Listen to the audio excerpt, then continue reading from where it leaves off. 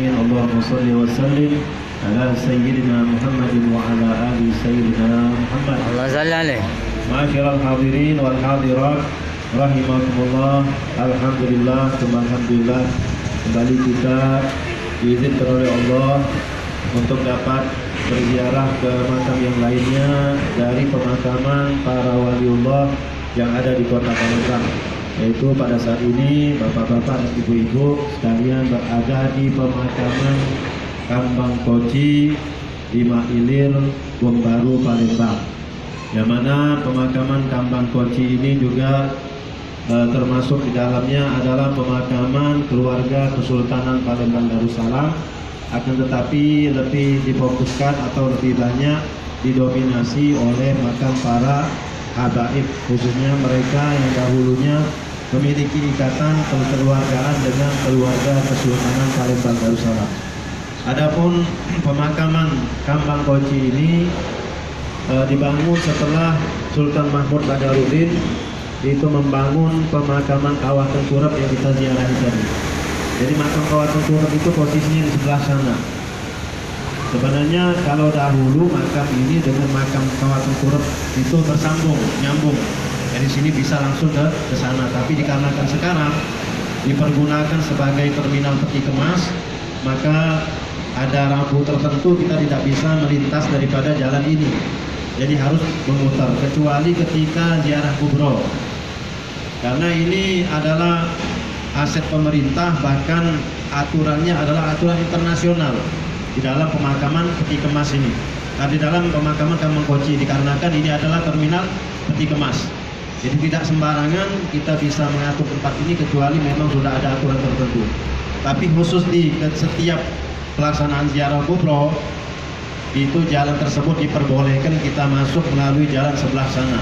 Jadi gerbang dari sebelah sana itu dari orang ziarah ke Kawah Tengkurap mau ke Kambang Koci, inti acara di sini, puncak acaranya. Jadi diperbolehkan untuk setahun sekali masuk ke Kambang Koci melalui jalan atau pintu gerbang di bagian depan sana. Jadi kalau keseharian kita harus muter, jalannya jauh. Jadi pemakaman ini adalah pemakaman yang dibangun setelah pemakaman Kawah Tengkurap. Kalau di sana 1728 Masehi dibangun, kalau di sini 1735 Masehi. Juga dibangun oleh Sultan Mahmud Badarudin I.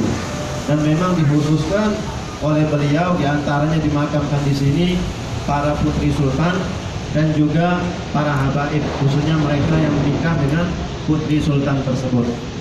Jadi pemakaman Kawah Tengkurap ini dijaga, pemakaman Koci ini dijaga kelestariannya dikarenakan adanya ikatan dengan Kesultanan Palembang Darussalam. Pemakaman Kambang Koci ini mengingat posisinya yang strategis, jadi banyak orang atau banyak pihak-pihak yang mereka merasa berkepentingan untuk mengambil areal pemakaman Kambang Koci ini. Dahulunya pemakaman Kambang Koci ini ukurannya lebih besar 3 kali lipat dari yang ada sekarang. Bahkan dikatakan posisinya itu masih lahannya sampai nyambung ke Kawah Tengkurap. Tapi dikarenakan ada pihak-pihak yang berupaya merebut dari pemakaman Kambang Koci ini, yang mereka katakan pemakaman ini mengganggu aktivitas mereka, yaitu di dalam urusan kemas. Sampai akhirnya dari masa pendudukan Belanda sampai sekarang, sampai dahulu, sampai terakhir tahun 1997 itu masih ada upaya-upaya dari pihak-pihak tertentu yang berupaya mengambil alih daripada sisa pemakaman ini. 2/3 sudah diambil oleh mereka. Bahkan kita tidak tahu lagi kemana makam-makam yang diambil tersebut. Tinggallah tersisa pemakaman yang ada sekarang. Tahun 1997 itu juga hampir diambil alih. Sampai akhirnya waktu itu sudah dipersiapkan peti-peti jenazah untuk memindahkan jasad-jasad para aulia yang mulia yang di sini, dipindahkan ke pemakaman kebun bunga di daerah 9. Sudah dipersiapkan di sana juga untuk memindahkan jasad-jasad kalau mungkin masih ada atau tulang belulang para aulia di sini. untuk dipindahkan ke pemakaman tersebut. Sudah dipersiapkan semua, peti jenazah sudah dipersiapkan, kemudian lahannya juga dipersiapkan. Sampai akhirnya dikarenakan kita sudah berserah kepada Allah apa yang bakal terjadi dengan pemakaman ini, sampai akhirnya aturan Allah Subhanahu wa taala pun berlaku. Di hari ketika eksekusi upaya untuk pemindahan makam ini, terjadi kecelakaan pesawat Silk Air menuju ke Singapura. Jatuhnya di perairan Muara Makati, Sumsang. Pesawat tersebut jatuh di sana. Wa subhanallah, jumlah penumpang yang wafat, yang meninggal dunia, yang tewas dalam kecelakaan tersebut, termasuk kru dan awak pesawatnya, jumlahnya 104. Jumlah 104 ini ternyata sama dengan jumlah peti jenazah yang dipersiapkan untuk memindahkan daripada jenazah-jenazah yang ada di sini, karena waktu itu jumlah makam yang nampak tidak sebanyak ini. Akan tetapi nampaknya setelah dihitung 104 makam. Dengan kejadian tersebut akhirnya peti-peti jenazah tersebut digunakan untuk membawa korban tewas kecelakaan pesawat Silk Air tersebut tahun 1990 tuh 1997. Jadi ini pembelaan Allah Subhanahu wa taala, karena memang insya Allah makam Kambang Koci ini sebagaimana disampaikan oleh Al-Habib Shaleh bin Muhsin Al-Hamid, mudah-mudahan akan dijaga oleh Allah sampai hari kiamat, kata beliau. Amin. Karena dari dahulu banyak para habaib khususnya dari Palembang bertanya bagaimana keberlangsungan Kambang Koci ini. Sampai akhirnya mereka bertanya kepada Al-Habib Shaleh Tanggul atau Habib Shaleh bin Muhsin Al-Hamid. Kemudian Habib Shaleh, beliau ketika ditanya hal tersebut, beliau menghadirkan hatinya, kemudian beliau menjawab. Kata beliau, insya Allah Kambang Koci ini akan dijaga oleh Allah sampai hari kiamat.